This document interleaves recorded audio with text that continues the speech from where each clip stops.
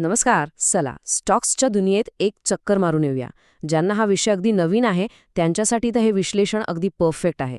आपण अगदी सोप्या सरळ भाषेत समजून घेणार आहोत की हे स्टॉक प्रकरण आहे तरी काय. तर सुरुवातच करूया एका अगदी महत्वाच्या आणि मूलभूत प्रश्नाने. स्टॉकचा मालक होणं ह्याचा नेमका अर्थ काय होतो? खरं तर ह्याच प्रश्नाच्या उत्तरात सगळं काही दडलेलं आहे. आणि गंमत म्हणजे ह्याचं उत्तर अगदीच सोपं आहे. जेव्हा आपण एखाद्या कंपनीचा स्टॉक खरेदी करतो ना, तेव्हा आपण त्या कंपनीचे अगदी काही प्रमाणात का होईना मालक बनतो. हो, इतकं साधं आणि सरळ आहे हे. ठीक आहे, तर ही मालकीची कल्पना थोडी आणखी सोपी करून पाहूया. त्यासाठी चला एक खरंखुरं उदाहरण घेऊया. समजा आपण ॲपलसारख्या एका मोठ्या कंपनीचं उदाहरण घेतलं, तर तिचं एकूण बाजार मूल्य म्हणजे मार्केट व्हॅल्यू आहे तब्बल $793 अब्ज. विचार करा, केवढा मोठा आकडा आहे हा. ही झाली त्या कंपनीची एकूण किंमत. बरं, आता त्याच ॲपल कंपनीच्या फक्त एका शेअरची किंमत पाहूया. ती आहे साधारणपणे $165, कुठे $793 अब्ज आणि कुठे हे $165. म्हणजे कंपनीच्या एकूण किमतीच्या तुलनेत ही रक्कम अगदीच किरकोळ वाटते, बरोबर ना? आणि इथेच तर खरी गंमत आहे. हे दोन्ही आकडे एकत्र ठेवल्यावर एक गोष्ट अगदी स्पष्ट होते.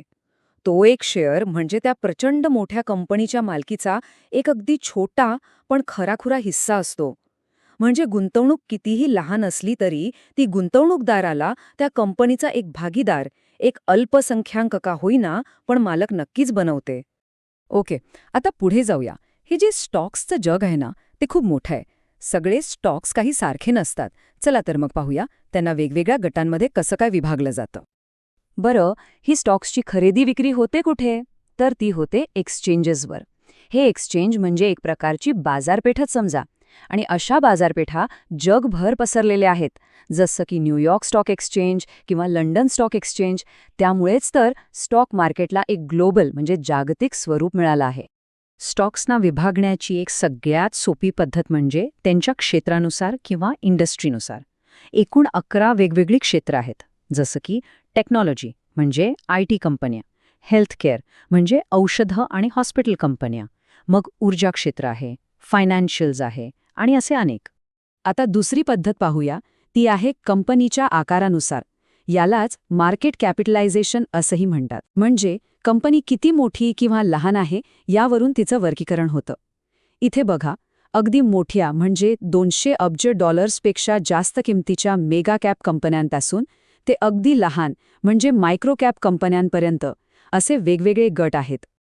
आणि हो, या सगळ्यांव्यतिरिक्त आणखी एक प्रकार आहे ज्याला पेनी स्टॉक्स म्हणतात. नावावरूनच कल्पना आली असेल, हे असे स्टॉक्स आहेत ज्यांची किंमत खूपच कमी असते, सहसा प्रति शेअर $5पेक्षाही कमी. ठीक आहे, स्टॉक म्हणजे काय आणि त्याचे प्रकार कोणते हे तर आपण पाहिलं. पण आता सगळ्यात महत्त्वाचा प्रश्न, लोक हे स्टॉक्स विकत घेतात तरी का? यामागची कारणं काय असू शकतात? चला तेही जाणून घेऊया. ह्यामागे प्रत्येकाची वेगवेगळी आर्थिक उद्दिष्टं असू शकतात, पण काही सामान्य कारणं आहेत. पहिलं म्हणजे महागाईवर मात करणं. दुसरं हळूहळू म्हणजे दीर्घकाळात आपली संपत्ती वाढवणं. आणि तिसरं म्हणजे पगाराव्यतिरिक्त उत्पन्नाचा एक दुसरा स्रोत तयार करणं. चला, आता आपण या विश्लेषणाच्या शेवटच्या टप्प्यात आलो आहोत. स्टॉक प्रत्यक्षात खरेदी कसा केला जातो, ही प्रक्रिया नक्की कशी काम करते? अनेकांना वाटतं की हे खूप किचकट असेल, पण तसं अजिबात नाहीये. ही प्रक्रिया फक्त 4 सोप्या पायऱ्यांमध्ये होते. बघा, सगळ्यात आधी गुंतवणूकदार आपल्या ब्रोकरकडे ऑर्डर नोंदवतो. मग तो ब्रोकर ती ऑर्डर स्टॉक एक्सचेंजला पाठवतो. एक्सचेंजमध्ये ती ऑर्डर पूर्ण केली जाते आणि शेवटी ब्रोकर खरेदी यशस्वी झाल्याचं कन्फर्मेशन देतो. आणि हे सगळं व्हायला काही सेकंदांपेक्षा जास्त वेळ लागत नाही. तर आज आपण काय काय पाहिलं त्यावर एक झटक्यात नजर टाकूया. सगळ्यात महत्त्वाचं, स्टॉक म्हणजे कंपनीमधला मालकी हक्क. या स्टॉक्सची खरेदी विक्री जगभरातल्या एक्सचेंजेसवर चालते.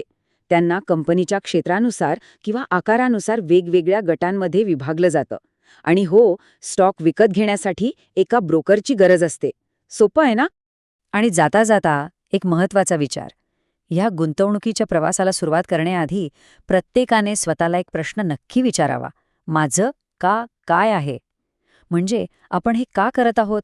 यामागचं आपलं वैयक्तिक कारण, आपली प्रेरणा काय आहे?